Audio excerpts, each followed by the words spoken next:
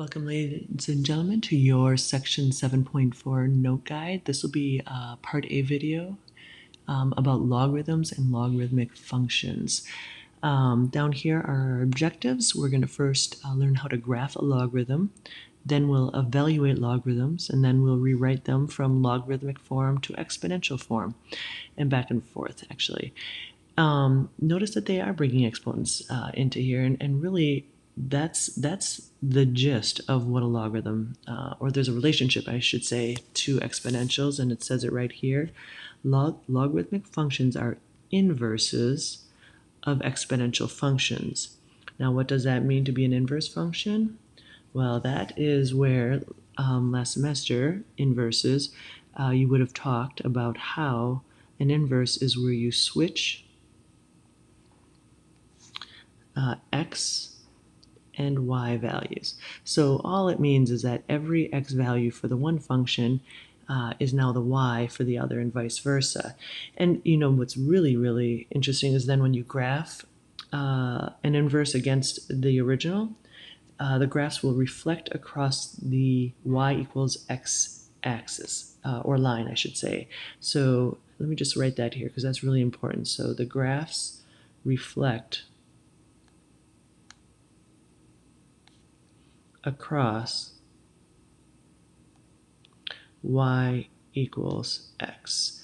And that's, I'm going to demonstrate that down here, where we have an exponential function, y equals 3 to the x power.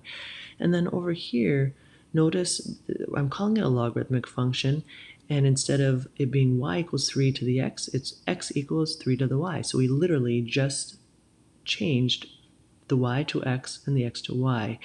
And we're going to get into this, but really this function right here can be rewritten as y equals log base 3x. And we're going to talk a lot about that here in just a bit.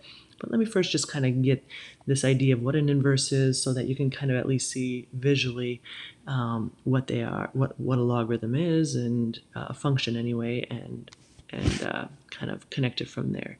So an exponential, we've done these. So obviously, we're putting the -2 in for x. So if we have y equals 3 to the -2, leaving it as a fraction, that would give us 1/9, because of course that negative exponent means it goes down into the downstairs, or the denominator. So it would be, this is the same thing as 1/3 squared, which is then 1/9. If I put -1 in for x, you end up with 1/3. If we put 0 in, and we love 0 as an exponent because 3 to the 0 power would give us 1. Anything to the 0 power, of course, gives us 1. And I'm going to get this out of here just so that I have more room. So this is 1. And then if I put 1 in, I get 3. And if I put 2 in for x, I get 9. And if I graph those, and I'm going to graph them as well as I can here. So -2 1/9 is, it's like really close to the x-axis. -1 1/3 is about right there. 0 1 is right here. 1 3, and we've graphed exponentials, so this should not be too difficult for you. And of course we have the asymptote of the x-axis, and I'm going to try very hard to get a good graph in here, and here we go. Oof. Okay, so there is the graph of y equals 3 to the x. Now the domain, as we've talked about before, it's all real numbers. The range is y is greater than 0. The asymptote, of course, is y equals 0, which is the x-axis. The x-intercept, there isn't one. And the y-intercept is, in this case, the magic 0.01. Or I always think of it as a magic point, which is, of course, that right there. Okay, so let's talk now about a logarithmic function. So nothing we've done so far is new, but now what we're going to do is switch the x's and y's. Now, I am going to say this. If you notice that all the x's here, right here, all the x's right here, I'm going to now erase that because I don't want to actually cross it off, are now the y's here. So I'm going to just make sure, again, you realize that all we're doing is switching the x's and y's. So really, if that's the case, then we know that the table, if we do it long-handed, you'll get these same values, but all I'm doing is flipping the table around. And then if we graph it, this is where you have to be a little bit careful. And yeah, I was just gonna say, let me switch colors just because I can, right? So this is the green table, and I'm going to actually, oh, look at me. If I had thought about this, I'm gonna color coordinate here just to make it a little bit easier for us all to kind of follow everything. I'm gonna do 1/3, and you could be graphing these, of course, on your graph. So we have 1/9 -2. What does that look like? That's about right there.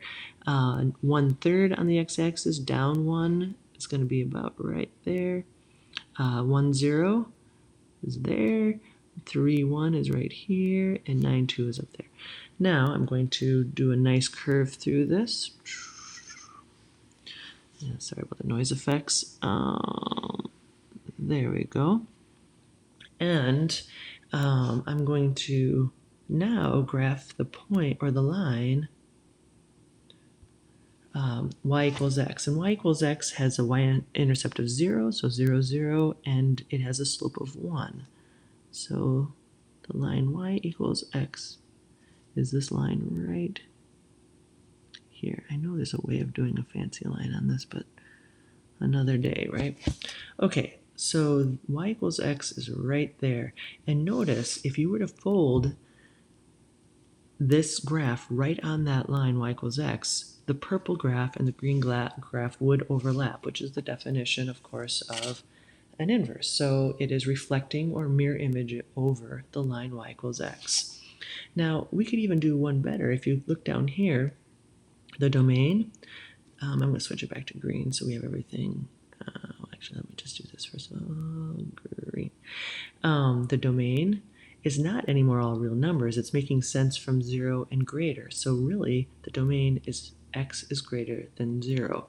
Notice this right here. The domain is the range, and the range is the domain for the inverse functions, which is really, really nice to know, so that if you can't figure it out, you could always graph the other function and look at the pattern.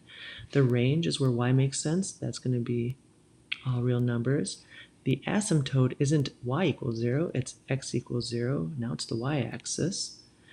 And the x-intercept is at 1, 0, not 0, 1 like over here, but 1, 0. But there's those patterns, right? And the y-intercept, where does it hit the y-axis? It doesn't. So notice everything is flip-floppy, if you want to think of it that way. You know, it's great that way. So with that said, what we just did in the green is graph the logarithmic function y equals log base 3 of x. So you did just graph the inverse of y equals 3 dx, which is a logarithmic function. So I'm going to keep mentioning that a logarithmic function is the inverse of an exponential. That's what you really need to kind of get out of this. Coming down here, it says a logarithmic function log base b a equals c. And notice I wrote it right here. The expression log base b y is read as log base, this is the base right here, base b of y is equal to c in this top one. And notice that this switches to this or vice versa. So I do want you to really note something though, and this is really the trick to logarithms, is that if you note, I just went into a weird color. If you note that in an exponential function, the exponent is c right here, right? Let me just, I can't make it bigger. I don't know how to make it bigger. But the exponent over here is c. There's your exponent. Notice that a logarithm, when it's in logarithm form, the exponent is actually what it's equal to. So there is the exponent. So if you can see that, then you can kind of see how they're related. So you can switch them from back and forth with that idea. Now, when I remember looking at this for the first time and thinking, oh my gosh, what just happened?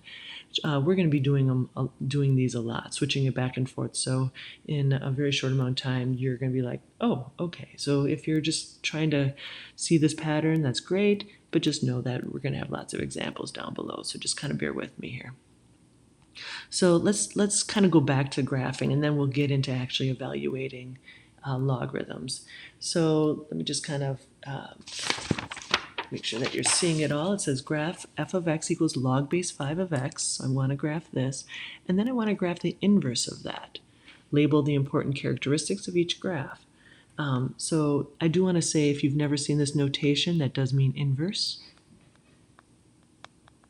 So we're just talking about the inverse of x, which is this log base 5 of x. So let me first do this. I'm going to, because we've not seen logarithms for very long, I'm going to take this and actually switch it over into exponential form, because for me it sometimes helps a little bit. So I'm going to first write this as y equals log base 5x, and I'm going to say, okay, the base is 5 raised to the exponent, which we know as y, equals x. And if you're like going, ooh, how did you get that? Well, it's kind of what we were talking about right up here, switching from this form to this form and back and forth. So I'm doing it in that form just because it's a little bit easier at the beginning to graph functions, logarithmic functions, when they're in exponential form versus the logarithmic form. Now the inverse, of course, we know is just swapping the x and y. So I'm going to say 5 instead of y, I'm going to say is to the x power equals, instead of x, it's y. So this is the f of x function. I'm just going to write it down here. And this is the inverse of that original, of that original function. That's a -1 right there.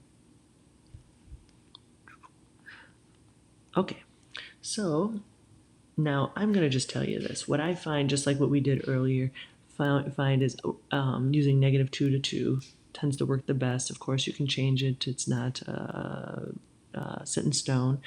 But I'm going to actually do the exponential first, because we're a little bit more used to doing inputs for x. So I'm going to say -2, -1, 0, 1, 2. Now, if you're doing a logarithmic function, what you're doing is putting values in for y. So instead of putting the values for x, I'm putting them in for y. -2, -1, 0, 1, 2. So that kind of just starts you off here. So I just want to let you know that that's really the beginning here. Then from here, you're putting -2 in. That's going to give you 1 over 25. That's going to be a tough one to graph, obviously.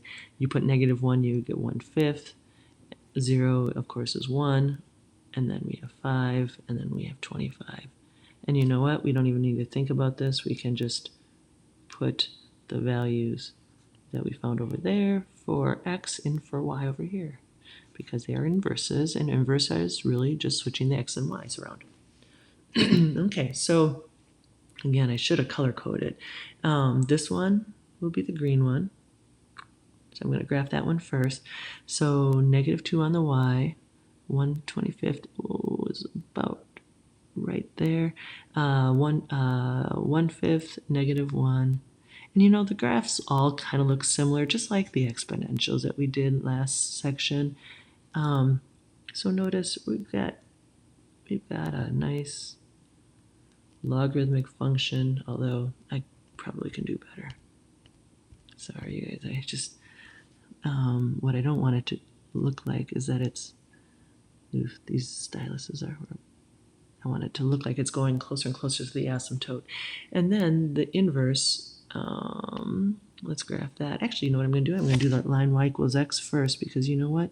Sometimes that just helps get my head in the right place with these graphs. Okay, I don't know. Let's go blue. So this one's going to be in blue. And as you can probably imagine, you can do this pretty quickly. And then what do we have there? 5, 1, oops. Or 1, 5, I mean. I was looking at the wrong one, so all of a sudden I was hesitating. And I'm going to graph it in really nicely. Oh, crap. Oh, sorry. There we go. Top-notch videos, right? Okay, so this here is my inverse. So I'm going to label it. I don't have to write the whole thing. I can just write f to the -1x. And then I'm going to switch this back over to green and label this one as f of x. If you want to write the whole thing, that's fine. But you need to label them, obviously. It does say label the important characteristics. So let's do that. We know that, since I'm in green, let's do the green. We know that the asymptote down here is x equals 0. That's important. We know this point right there is important. I'm going to label it as 1, 0. And we have the reflection line.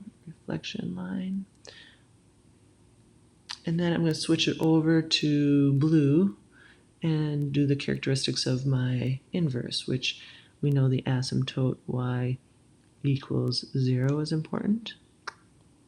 And we know that this point right here, 0, 1 is important. So when I say label them, that's what I'm referring to. So nothing too fancy, but just kind of making sure you know the expectations. Okay, so graphing a function and its inverse when they're exponentials and logs. This is the steps. So the first example and this one should do the job for that. Now I'm going to stop actually, and I'm going to do, just because I don't want to feel rushed, I'm going to do the second part as part A. So I wanted just to part A was just, I wanted to explain what the inverse component with the exponentials and logs are and how to do that. But now we're going to get into evaluating, and that'll be my part B video. So tune into that to finish this note guide. Thanks.